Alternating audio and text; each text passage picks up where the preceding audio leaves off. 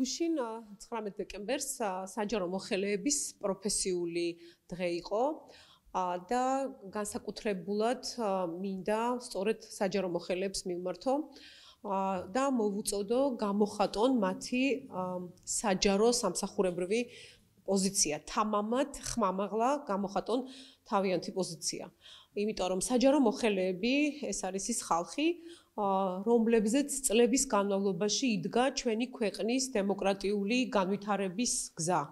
რომელზეც რეალურად იდგა ჩვენს ქვეყანაში სამართლებრივი და სამართლიანი წესრიგის არსებობა. ჩვენ ვნახეთ თვითგამოცხადებული პარლამენტის მიერ ის წარმოდგენილი კანონ პროექტი, რომელიც პრაქტიკულად საჯარო მოხელეების შანტაჟისკენ არის მიმართული და ის კონტინგენტი, საჯარო მოხელეების კონტინგენტი პრაქტიკულად იყო ბოლო ბასტიონი, რომელიც აუღებელი დარჩა ბიძინა ივანიშვილს ამ ეგრეთ წოდებული კანონ პროექტით, ამ ეგრეთ წოდებულმა დეპუტატებმა გადაწყვიტეს ამ მოხელეების არმიის დამონებაც, დაშანტაჟებაც, დაშინებაც და პრაქტიკულად იმ შემთხვევაში თუ ესეც მოახერხეს ბიძინა ივანიშვილს გამოუვა ამ ქვეყანაში ბატონ ყმური წყობილების დამკვიდრება. იმიტომ რომ საჯარო მოხელეები ზოგადი ადმინისტრაციული კოდექსი და აქედან გამომდინარე კერძო სამართალი, ისეთი კერძო მიმდინარეობები, ისეთი როგორიც არის კერძო ნაწილები, როგორიც არის საჯარო სამსახურის შესახებ კანონი, არ ვიცი,